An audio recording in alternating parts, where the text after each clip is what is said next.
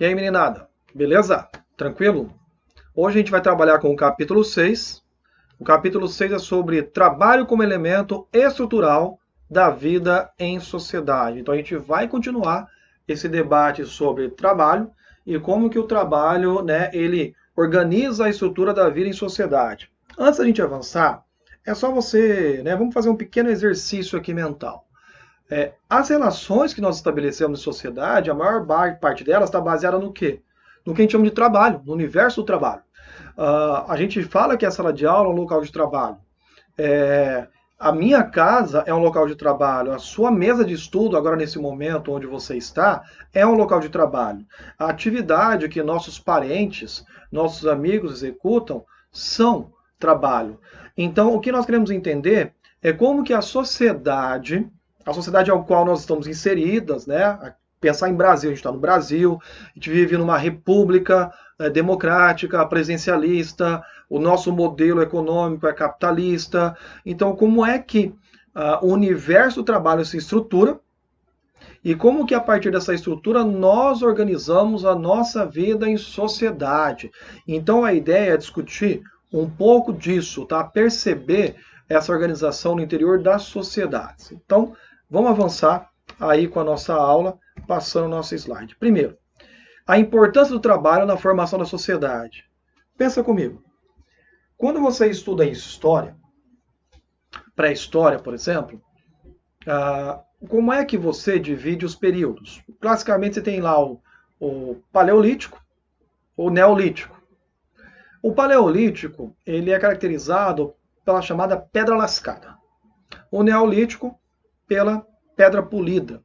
E aí depois do Neolítico, você teria a Idade dos Metais, quando nós aprendemos a utilizar certos tipos de ligas metálicas para produzir instrumentos. Olha que interessante.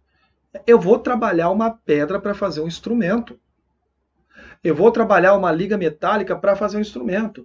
E a gente se organiza a partir desses instrumentos. Por quê? Porque esses instrumentos vão nos dar condição de caçar. Esse instrumento vai dar condição da gente pescar. Esse instrumento vai dar condição da gente se proteger de bichos ou de outras tribos que possam nos atacar. Esse instrumento vai nos dar condição até de dominar um território que é necessário. Então, eu tenho um universo da vida do trabalho, historicamente, presente na vida da nossa sociedade, da nossa fundação enquanto civilização. Quando você chega em Egito e Mesopotâmia, uma das nossas preocupações é explicar o papel social de cada indivíduo, como é que cada indivíduo executa uma atividade, um trabalho. Isso você vai ver na história antiga, passando por Grécia e Roma, você vai ver no feudalismo, vai ver na história moderna, chegando aos nossos dias. Então, o trabalho é essencial quando nós pensamos na formação de uma sociedade. Lembrando que a forma como o trabalho ocorre depende da tecnologia da realidade e do valor que nós damos para certas atividades de trabalho, também depende de como é que em cada sociedade a gente se organiza. Vamos avançando aqui. A vida em sociedade é construída e se mantém por conta das relações estabelecidas no universo do trabalho. Na nossa imagem, a gente tem várias pessoinhas com várias engrenagens tentando conectá-las, dando ordem de funcionamento a alguma coisa. Essa rede estabelecida em sociedade, ela não é tão fácil, não é tão simples. O momento que nós chegamos hoje, o tipo de trabalho que nós temos estabelecido hoje, ok. Acontece uma mudança em sociedade. No nosso momento, a pandemia. A gente tem que se proteger dessa pandemia. Fica em casa. Beleza. Altera o mundo do trabalho. Altera as nossas relações. Altera a forma como nós nos organizamos em vida. O que é que eu posso fazer? Que horário eu posso fazer? Aonde eu posso estar? Isso vai gerar perigo? Não vai gerar perigo? Isso é tranquilo? Isso não é tranquilo? Sabe? Nós passamos a organizar nossa vida. E existe toda uma preocupação de debate ainda hoje, sem querer dizer o que é certo e o que é errado, entre se proteger de uma pandemia ou pensar na economia. Pensar na economia também é pensar no trabalho. Então, esse debate é bastante presente no nosso cotidiano. A gente tem que olhar para ele com bastante carinho, com bastante cuidado, para perceber como é que a sociedade vai se organizando a partir dessas relações de trabalho, ok? Bora avançar. Durkheim, ele vai estudar a divisão social do trabalho. Vamos lembrar uma coisa? Antes da divisão social do trabalho, existia a chamada divisão sexual do trabalho. Como é que era a divisão sexual do trabalho? Sociedades pré-capitalistas, mais antigas, tribais, existia uma divisão de papel de homem, papel da mulher. As funções de mulher só ela exercia, só ela executava, e as funções de homem só ele exercia, só ele executava. Quando a gente entra numa sociedade contemporânea, capitalista, que busca desenvolvimento, essas coisas mudam. Porque a gente tem uma divisão social. Não interessa mais se é homem ou mulher exercendo o serviço. Interessa que exerça atividade com competência. Então, quem tem que ocupar os cargos, tem que ocupar esses cargos com competência, com maestria. A divisão social do trabalho, ela foi essencial, não só na visão do Durkheim, né? Mas ela foi essencial para a continuidade do desenvolvimento de todas as sociedades. O Durkheim vai afirmar isso aqui, ó, que toda instituição social é um fenômeno histórico. O que é uma instituição social? Família é uma instituição social. Igreja é uma instituição. Escola é uma instituição. Grupos são instituições. Então o Durkheim tenta entender o seguinte: como é que essas instituições surgiram no desenvolvimento histórico de cada uma das sociedades? Ele vai ter uma visão um pouco mais universalista, vai até achar que mais ou menos acontece igual em todas as sociedades. É Weber que vai ver diferente, mas vamos focar aqui no Durkheim. Ao olhar para isso, Durkheim vai dar essa seguinte afirmação. Para Durkheim, a divisão do trabalho no mundo moderno trouxe ganhos de produtividade e eficiência quando separou os indivíduos em funções distintas. O que ele está falando aqui? Está falando exatamente que, com o desenvolvimento das tecnologias, cada indivíduo passou a exercer atividades bastante específicas, né? Você vai numa fábrica, você tem indivíduos em setores, né, e se especializando para produzir cada vez mais rápido. Você vai numa escola, você tem professores e professoras específicas para cada matéria. Na visão dele, isso trouxe ganho de produtividade. Por quê? Porque a pessoa vai se especializar. Ela vai querer ser melhor, cada vez melhor, dentro daquela atividade que ela está executando. Vamos continuar o texto.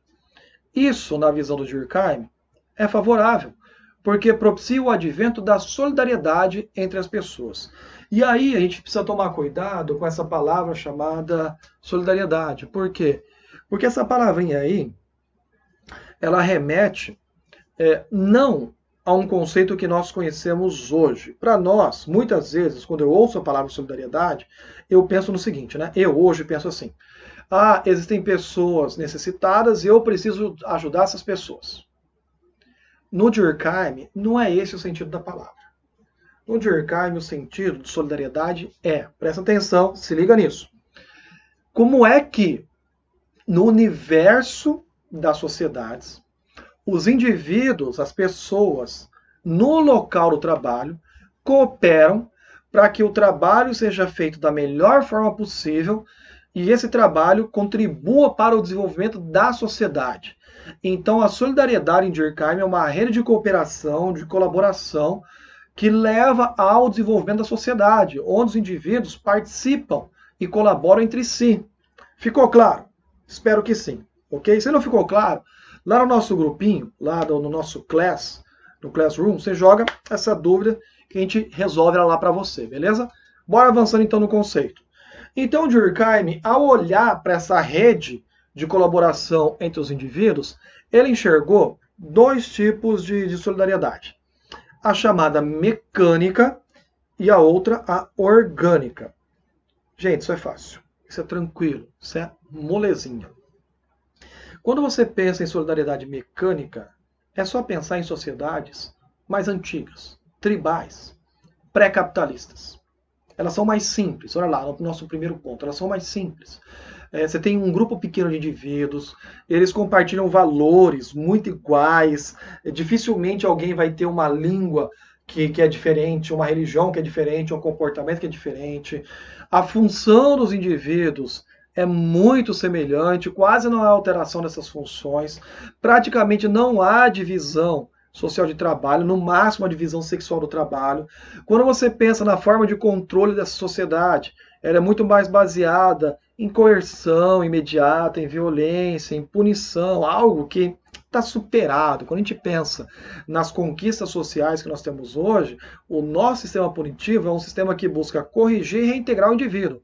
Se ele não consegue corrigir e reintegrar o indivíduo em sociedade, o sistema não está funcionando. Mas ele foi criado no desenvolvimento da sociedade, na evolução das nossas sociedades para isso. E são sociedades economicamente mais simples, aqui é mecânica. Você tem produção de pouca coisa, sabe? 2, 3, 4 tipos de coisas. Encerra por ali.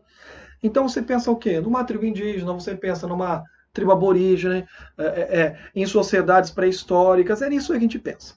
Mas aí Durkheim olha para o nosso modelo de sociedade, profundamente desenvolvida, sabe, transformada, mais complexa. Como é que essa sociedade ela se organiza? Se elas são complexas, eu tenho indivíduos cumprindo funções das mais variadas. E aí vem um detalhe.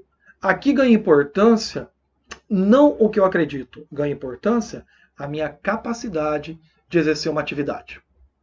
Então, o indivíduo, eu não vou ser julgado se eu tenho uma crença X, uma ideologia Y, uma orientação política W. Não é isso que importa. O que importa é, eu sei cumprir a minha função com capacidade e competência? Então é isso que a gente se preocupa. Numa sociedade que pratica a solidariedade orgânica, e hoje a gente pode olhar para os países mais desenvolvidos, mais avançados, é isso que importa, a capacidade e a competência do indivíduo. A divisão social do trabalho é bastante complexa, bastante grande. Há um predomínio de mecanismos de coerção de forma organizada, como tribunais, sabe? É formal, você tem um tribunal, tem um processo de defesa, um processo de punição, e o objetivo dele é um direito, olha aqui embaixo, que restitui os indivíduos à sociedade. São sociedades economicamente mais complexas. Você conhece tudo que é produzido na nossa sociedade? Todas as coisas que são feitas? Será que a gente consegue ter a noção de tudo que é feito? Será que você já viu tudo que é produzido em nossa... Não é impossível, porque é bastante complexo. Então, Durkheim está tentando entender como é que essas sociedades funcionam. Uma coisa que é essencial. Quanto mais coesa, quanto mais indivíduos aceitam seu papel em sociedade, melhor essa sociedade funciona. Tá? Essa é a visão do Durkheim. O Marx, qual que é a visão do Marx sobre trabalho? O Marx, ali no século XIX, ele está no século XIX, ele está analisando a Revolução Industrial, ele está analisando como é que essa Revolução Industrial alterou a vida das pessoas, e a visão dele não acaba sendo tão boa sobre aquele modelo de trabalho que foi imposto aos trabalhadores. Ele é bastante crítico àquele modelo apresentado. Vamos dar uma olhadinha aqui. Trabalho é ação transformadora. Olha aqui, gente. Estamos lendo o texto.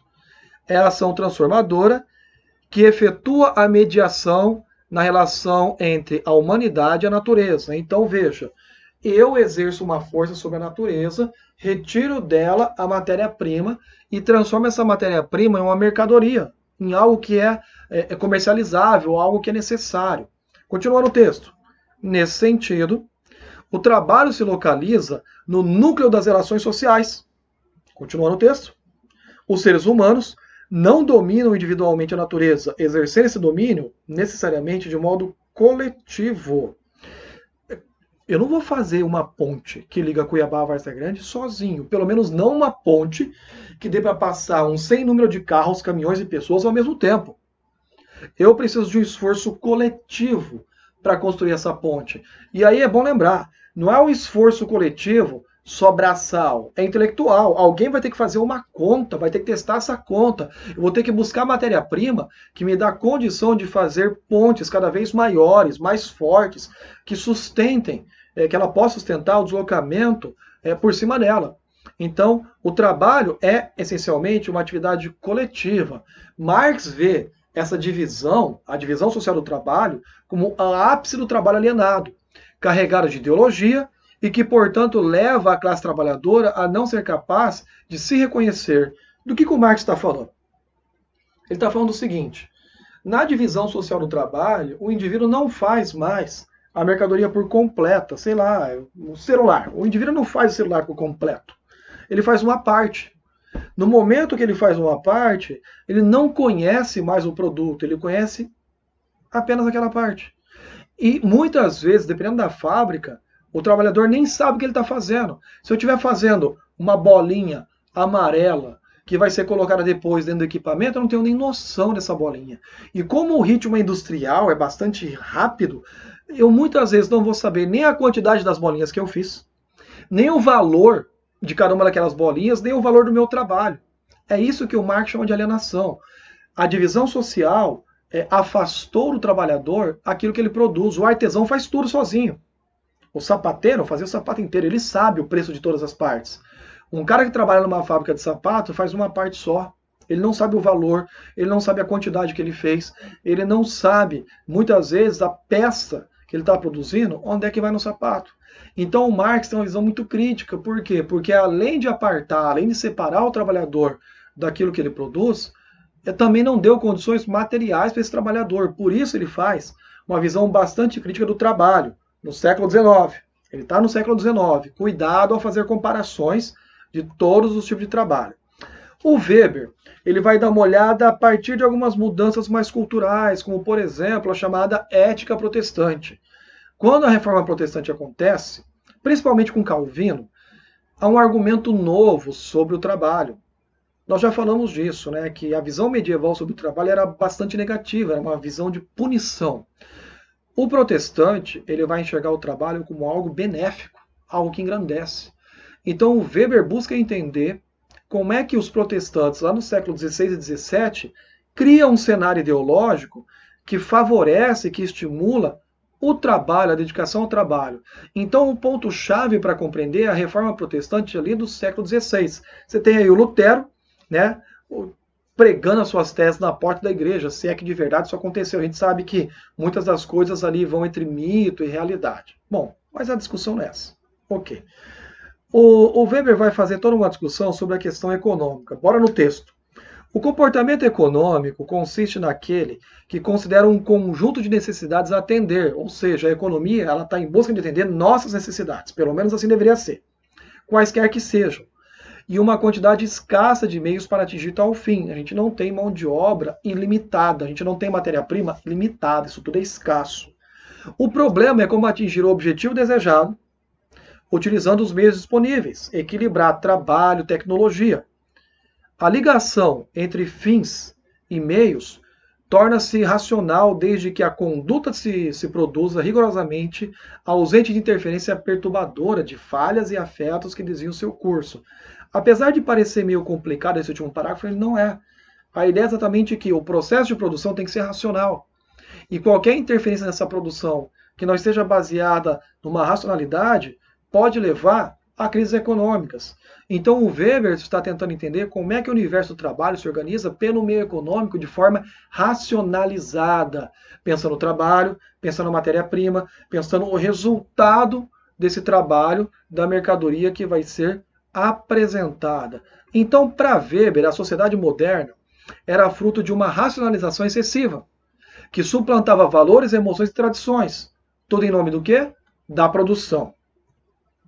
E isso ocorria por conta da cientificidade que tomou conta desse tipo de sociedade. Tudo tem que ser feito por meio da ciência. Isso é uma análise, tá? Isso é uma análise, não é nem falar que é bom, nem falar que é ruim. O próprio capitalismo não teria se desenvolvido sem esses processos de racionalização.